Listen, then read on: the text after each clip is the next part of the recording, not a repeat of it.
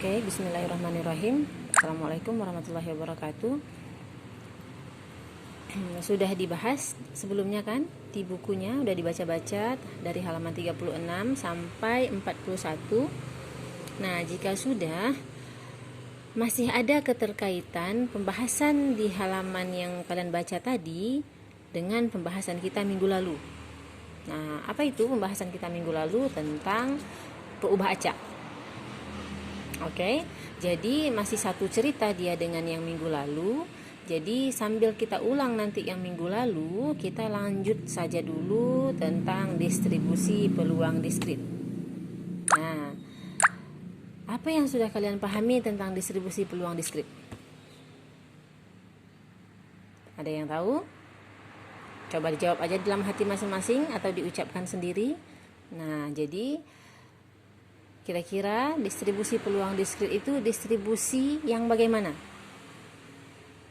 Nah, apa ciri-ciri diskrit?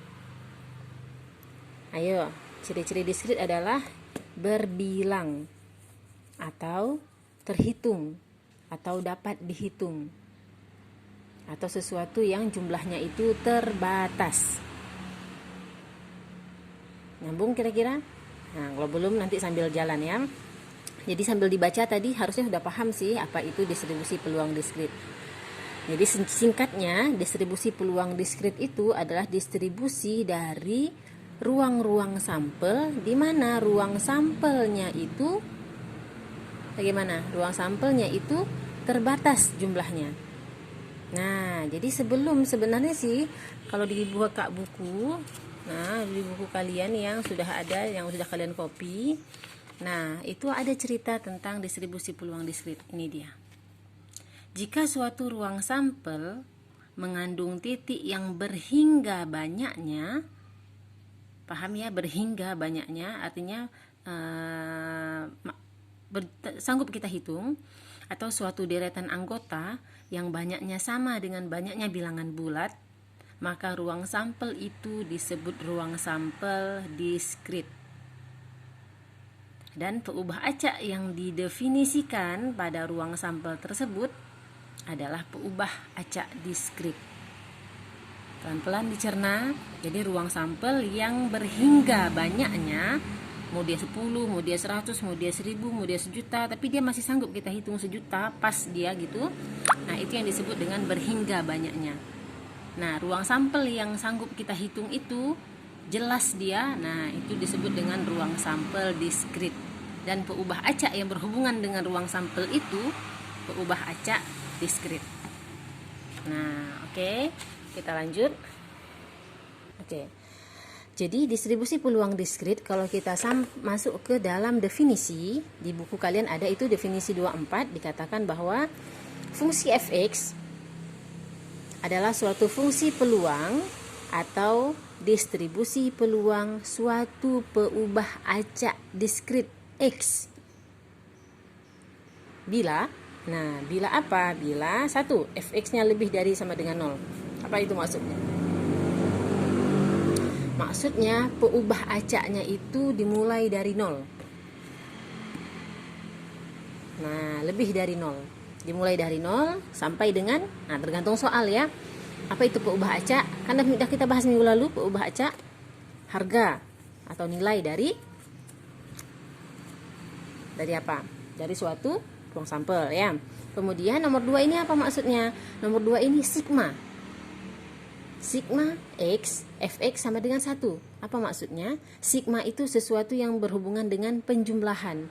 Berarti setiap penjumlahan dari seluruh fungsi atau seluruh distribusi peluangnya itu sama dengan 1.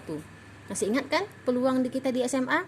Nah, di SMA peluangnya itu kalau dia pasti sama dengan 1. Kan gitu ya seringnya.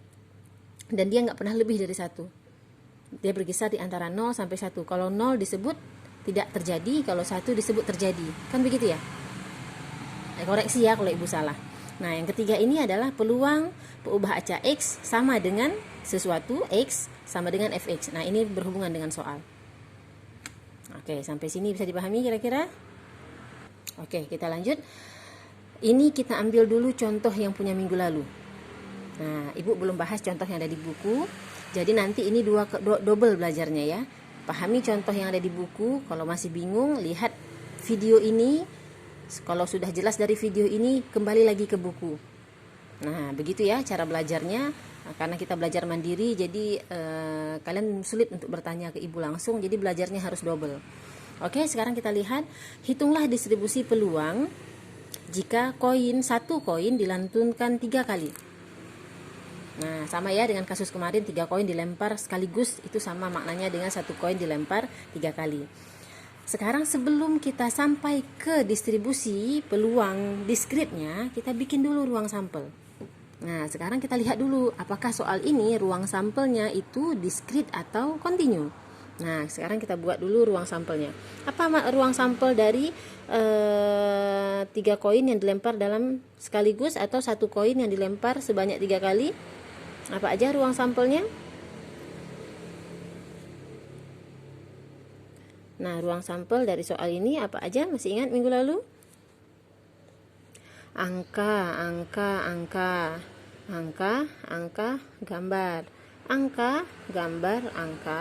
angka, gambar. Kemudian apa lagi? Gambar, angka, kemudian gambar, angka, gambar, angka. Terbalik ya, gambar, angka, gambar. Oke. Nah, kalau ada yang masih bingung, balik lagi ke video minggu lalu ya. Nah, jadi dari ketiga ini, apa yang bisa kita simpulkan? Nah, seperti soal minggu lalu, kalau soalnya itu hitunglah ini kan inilah distribusinya nih. Ya, sekarang kalau ditanya hitunglah jumlah muka bila 1 mata uang dilemparkan 3 kali. Jadi ini yang ditanya adalah hitunglah, ini kan hitunglah distribusi peluang nih. Inilah distribusinya. Yang kalau kita jabarin satu persatu, ini bernilai, ini berapa ruang sampelnya? 8. Kan begitu ya. Jadi ini jumlahnya ada 8. Peluang apa namanya nih? S 8. Kan gitu ya? Masih ingat pelajaran peluang? Peluang kejadian secara keseluruhan. Nah, satu saat ini apa namanya? Peluang kejadian 3 angka. Kan gitu ya? Peluang kejadian 2 angka 1 gambar dan seterusnya. Jadi ini masing-masing kalau kita jabarin ini 1/8. Ya kan? Nah, 1/8 yang kalau dijumlahkan sama dengan 8/8 sama dengan 1. Terpenuhi unsur yang kedua. Nah, jadi sebelum kita masuk ke unsur yang kedua, ini harusnya kita masuk dulu ke unsur yang pertama. Nah, unsur yang pertamanya itu adalah fx. Jadi kita tentukan dulu fx. Fx-nya itu katanya lebih dari sama dengan 0. Kayak mana cara menunjukkannya? Nah, sekarang siapa fx-nya? X-nya ini siapa? Kita definisikan dulu si x. X-nya ini misalnya banyaknya muka. Atau banyaknya angka kok muka ya, banyaknya angka yang muncul. Nah, berarti fx adalah peluang banyaknya angka yang muncul. Sampai sini nyambung? Nah, sesuai dengan definisi ini, lebih dari sama dengan 0, berarti peluang banyaknya angka yang muncul itu dimulai dari 0. Siapa aja? 0 angka. Masih ingat minggu lalu? 0 angka, kemudian 1 angka, 2 angka, dan 3 angka. Kenapa sampai 3? Karena 3 kali lempar. Ruang sampelnya dia cuma sampai bentuknya 3 biji, bukan 4 ya. Kalau 4 nanti ada di buku soalnya. Nah, jadi sampai sini kita bisa lihat ya. Inilah yang dimaksud dengan nomor 1. Kalau kita buat dalam bentuk tabel, misalnya nih, kita bentuk tabel ya. X-nya ini banyaknya angka yang muncul. Jadi 0, 1, 2, 3. Nah, di sini siapa? Si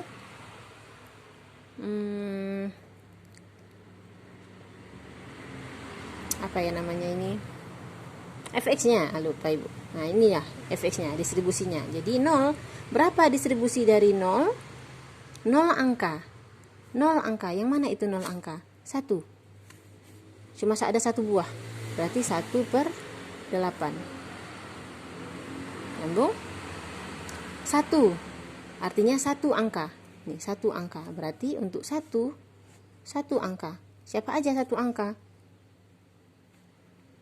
Nih, 1 angka, gambar. Nih, kemudian mana lagi 1 angka? Nih, gambar, angka, gambar. Kemudian mana lagi? Ini, gambar, angka. Jadi ada 1, 2, 3, 1/8 tambah 1/8 tambah 1/8, 3/8. Nyambung sampai sini? Nah, yang nomor 2. Yang nomor 2 artinya apa maknanya? 2 angka. Berarti 1 angka, gambar. Kemudian angka, gambar, angka, dan yang terakhir gambar, angka. Jadi juga ada 3/8. 3 angka. Apa maknanya 3 angka? Berarti angkanya ada yang 3 buah. Hanya ada 1, berarti 1/8. Kalau dijumlahkan ke semua ini, maka hasilnya adalah 8/8 sama dengan 1. Terpenuhi sifat yang kedua. Nih. Jadi ini yang pertama, ini yang kedua. Jumlah dari seluruh distribusinya sama dengan 1. Mana distribusi? Distribusi untuk peubah acak 0, 1/8, untuk 1, 3/8, 2, 3/8, dan seterusnya. Nah, distribusinya adalah, total distribusinya adalah 1. Terpenuhi kedua sifat. Nah, untuk sifat yang ketiga, ini tergantung soal. Apa yang diminta oleh soal.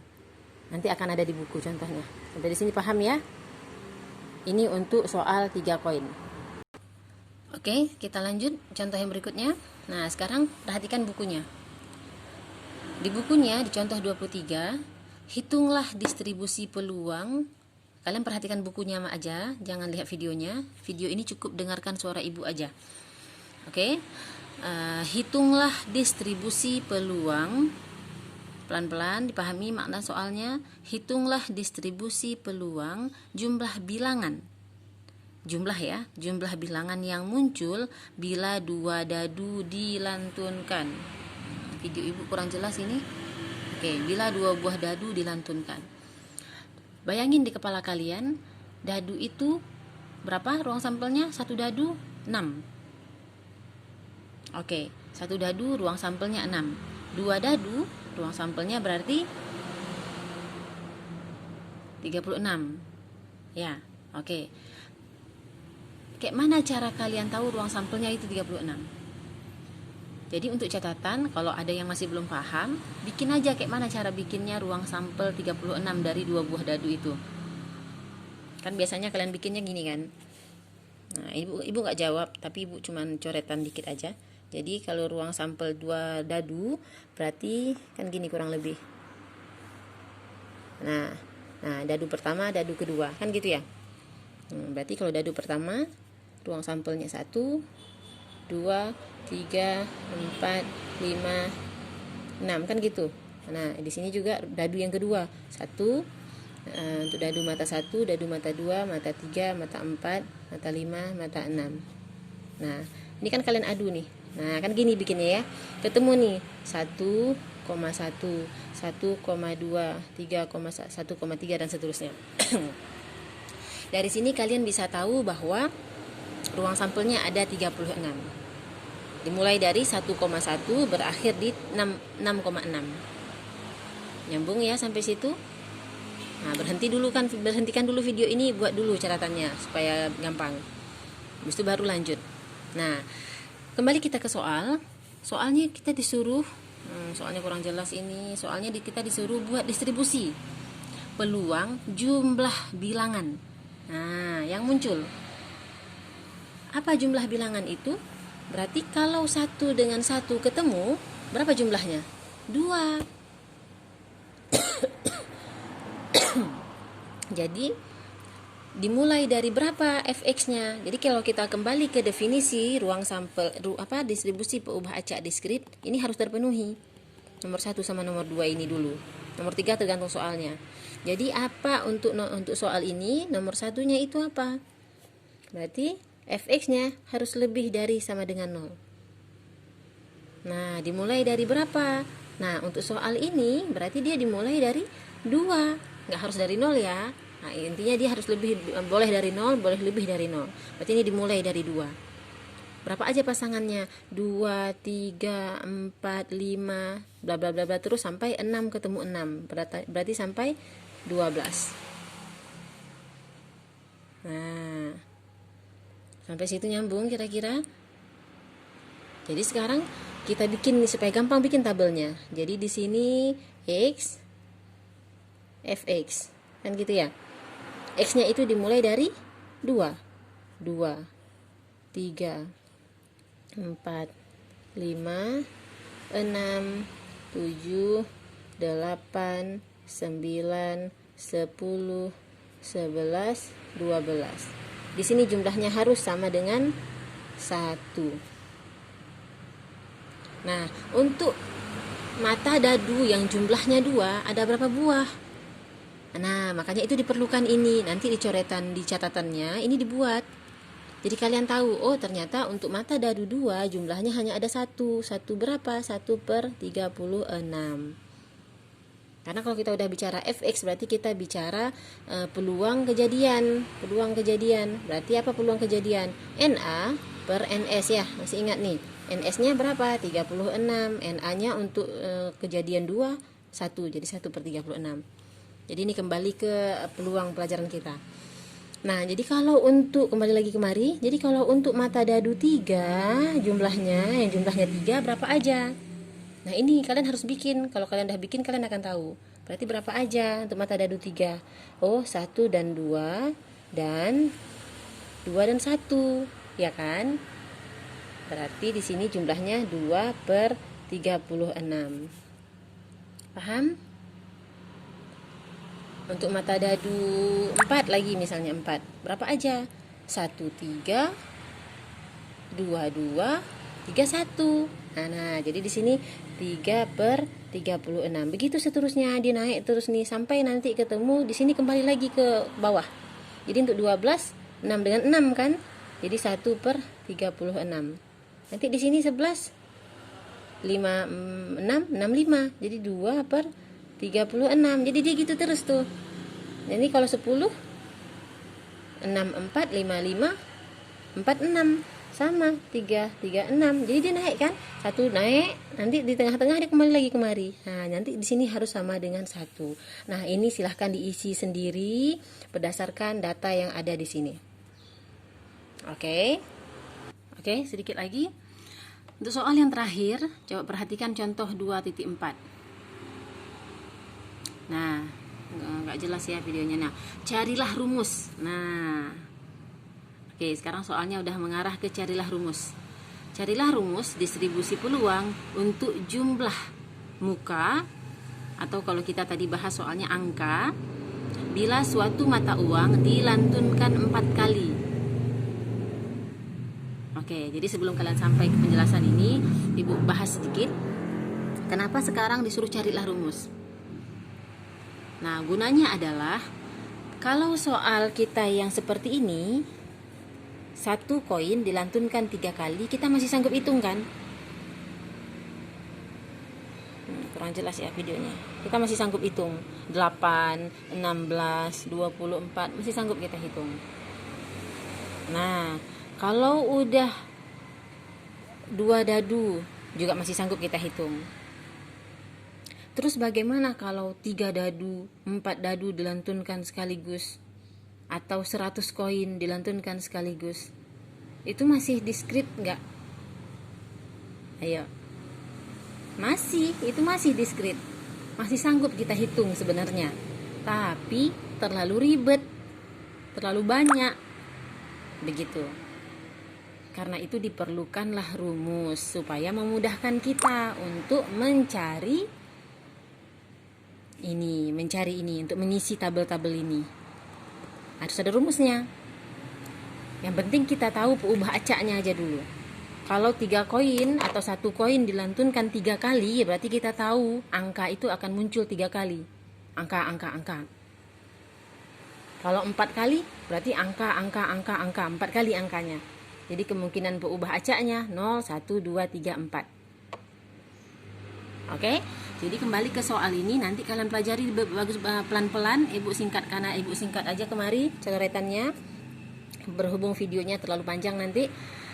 Jadi soal di sana carilah rumus distribusi peluang untuk, nah yang ditanya di sini adalah kita disuruh buat carilah rumus distribusi peluang. Nah, untuk jumlah angka, ini karena ibu soalnya dari kemarin pakai angka aja, walaupun di buku muka sama ya. Angka ataupun muka, ibu buat di sini muka. Bila satu koin dilantunkan 4 kali. Nah, 4 kali nih koin dilantunkan. Kalau kita mau hitung secara manual masih sanggup. Nah, silahkan nanti hitung secara manual. Oke, perintah ibu ada 2, hitung secara manual. Tapi bikin juga rumusnya. Nah, rumusnya sebenarnya udah ada di buku. Tapi untuk penjelasannya langsung aja, misalnya gini. Fx sama dengan, nah begini, ini adalah rumus ini juga, ini. Nah, dia berapa koin tadi? 4 koin dilantunkan sebanyak, 1 koin dilantunkan 4 kali. 1 koin itu 2 ruang sampelnya, ya kan? Karena dilantunkan 4 kali jadinya 16. Nah, ini pola namanya ya, pola bilangan. Sama seperti 1 koin dilantunkan sekali, ruang sampelnya 2. Nah, 1 koin dilantunkan 2 kali, ruang sampelnya 4. Pembahasan kita minggu lalu. Kalau dia 1 koin dilantunkan 3 kali, ruang sampelnya 8. Dapat ya polanya? Karena itu 2 dia untuk koin, dia rumusnya adalah 2 pangkat n. Jadi kalau dia dilantunkan 4 kali dia begini. Jadi kita tahu ruang sampelnya itu 16. Jadi kita tahu untuk bikin bahwa di sini itu 16. Oke? Nah, berapa yang harus kita isi di atas? Kita belum tahu kan? Tapi kita udah bisa mikir pakai logika. Di sini ada 4 koin. Nah, berarti di sini 4. Nah, 4 ini tergantung kondisi. Jadi tergantung apakah keluarnya itu sekaligus 4. Misalnya nih untuk angka, bisa jadi angkanya itu keluar sekaligus 4. Lemparan pertama keluar angka, lemparan kedua keluar angka, lemparan ketiga juga angka, lemparan keempat juga angka. Berarti 4-4-nya angka. Berarti kondisi seperti itu namanya apa? 4 dong, di sini kita tulis. Artinya kemungkinan keluar 4 angka itu sekaligus adalah 4 angka. Jadi di sini kalau